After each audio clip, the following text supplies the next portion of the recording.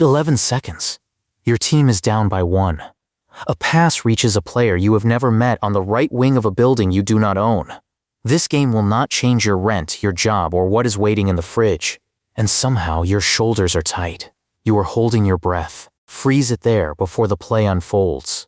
One close game lets us see 4 ingredients that can make sport irresistible: uncertainty, prediction, identity, and synchrony. Why? First, an important correction. Humans do not all like sports. If the rules feel arbitrary, the movements are unreadable, and you do not care who wins, a game can look like adults chasing an object in matching laundry. There is no single sports instinct hidden in everybody. Sports work when they bundle several ordinary human systems into one unusually powerful machine.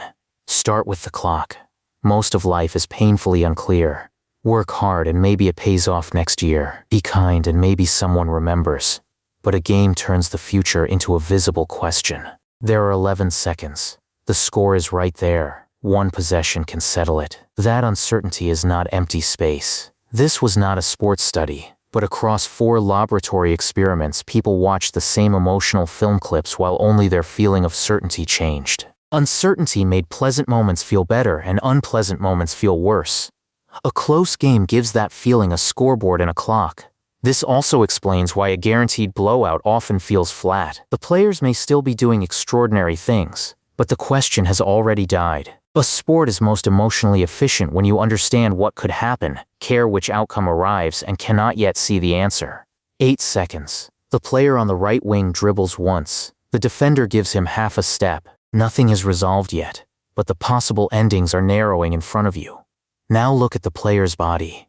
Before the ball leaves the hand, an experienced player can read clues in the shooter's movement that a novice misses. In an fMRI study, expert basketball players and novices predicted free throws. The experts showed a different activity pattern while making those predictions, including stronger body-related processing.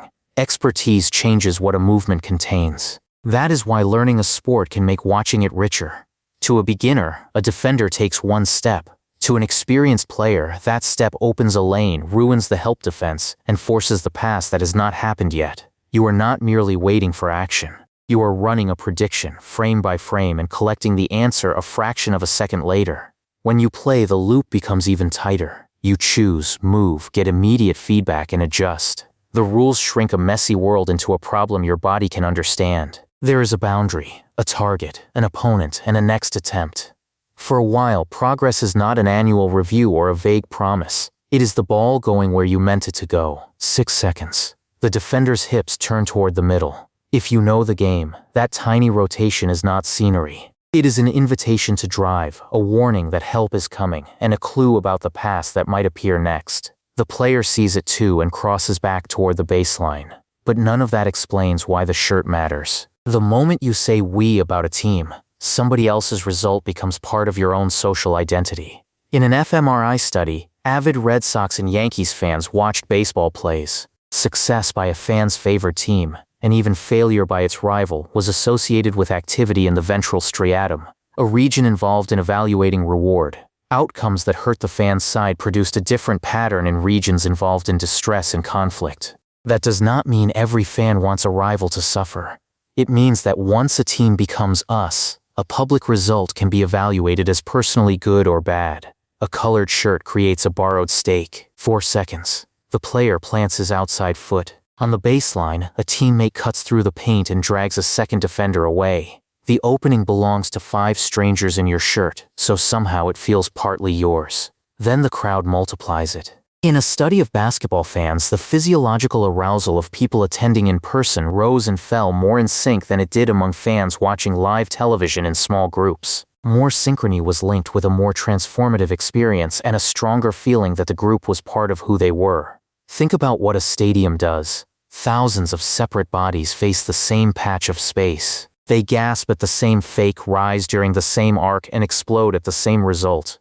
For a few seconds, strangers share attention, timing, emotion, and a single pronoun, we. That is also the dangerous edge. The baseball study found that stronger reward-related responses to a rival's failure went with greater self-reported willingness to act aggressively toward rival fans. Sport does not invent tribalism. It can give tribalism colors, heroes, and a weekly appointment. 2 seconds. The player steps back into the exact patch of floor where the possession began. The defender lunges. The shooter rises. Your prediction is waiting for the release. The uncertain outcome is still alive. The jersey gives you a side. The crowd around you inhales as one body. The ball hits the rim. It bounces high. For half a second, nobody in the building knows what the world will be next. Then it drops through.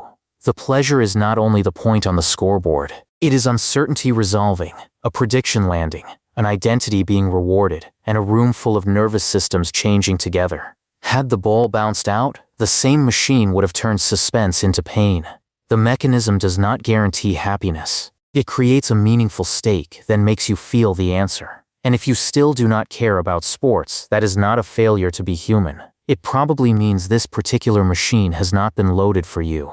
No readable skill, no meaningful stake, no group you want to join, no uncertainty you value. You may find the same ingredients in a chess match, an election night, a dance battle, an esports final, or a friend trying one last impossible lift. Sports do not press a special sports button. When they work, they turn movement into prediction, uncertainty into emotion, and strangers into a temporary us. They package all of that inside a rectangle, start the clock, and let us watch the answer arrive.